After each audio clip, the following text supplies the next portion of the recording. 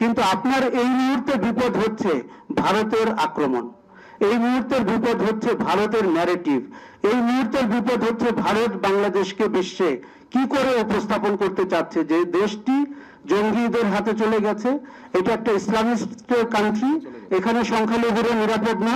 দেখুন, আমি বায়াস না হয়ে একটা কথা বলি, আমাদের দেশের সংখ্যালঘুরা এই সময়ের মতো এত নিরাপদ আর কখনো ছিল না। আমাদের দেশের সংখ্যালঘুরা সবচেয়ে অনিরাপদ ছিল আওয়ামী লীগ শাসন আমলে।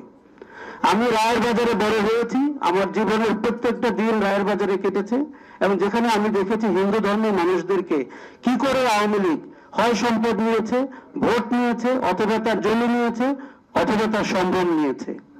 কাজে ওই দলটি যখন এখন তাদের উপরে ভিত্তি করে ফিরে আসার চেষ্টা করে, আমার ধারণা আমাদের কাছে অনেক সত্য তথ্য আছে যেগুলো বের করে আমাদেরকে সেটি করতে হবে। অনেক ধরনের সংস্কারের কথা হলো, আমি মিডিয়া দিয়ে একটু বলি।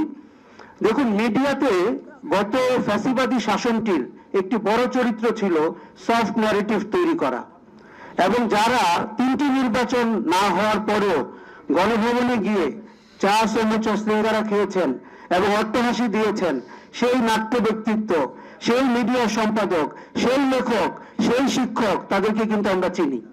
কাজেই ফ্যাসিবাদী শাসনের অংশ ছিল সমাজের যারা লেখক, শিক্ষক, বুদ্ধিজীবী এবং মিডিয়ার লোকজন। দেখুন, তাদেরকে ধরলে একটা একটা মানে হা হা পড়ে যায়, রিরি পড়ে যায়। কেন একজন নাট্য ব্যক্তিত্বকে ধরা হলো, কেন একজন সাংবাদিককে ধরা হলো? আমি ব্যক্তিগতভাবে মনে করি অপরাধের ধরন দেখে মন্তব্য করা উচিত, পেশা দেখে না। কারণ পেশা দেখে বিচার করলে আপনি কিন্তু বায়াসড হবেন, আপনার হৃদয় দুর্বল হবে এবং মনে হবে যে একজন নাট্যকারকে আমরা কেন গ্রেফতার করলাম। কিন্তু তার অপরাধের বিবেচনায় হয়তো আপনি নতুন নাটকের নতুন স্ক্রিপ্ট জানতে পারবেন।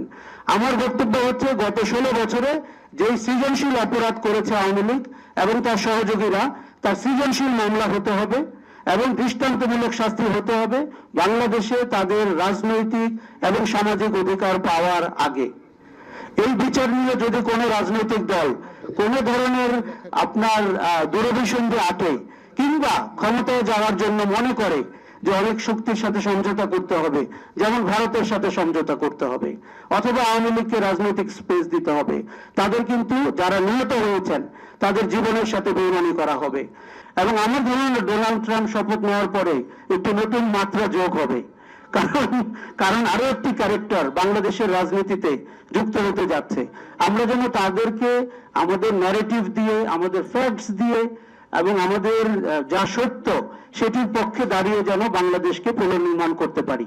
কাজেই সংস্কারের একটি দিক হচ্ছে যে আমরা জানি সংবিধানের সংস্কার, নির্বাচন কমিশনের সংস্কার, দুর্নীতি দমন কমিশনের সংস্কার, অথবা আমাদের গণতান্ত্রিক অধিকারের সংস্কার, এর প্রত্যেকটি জরুরি।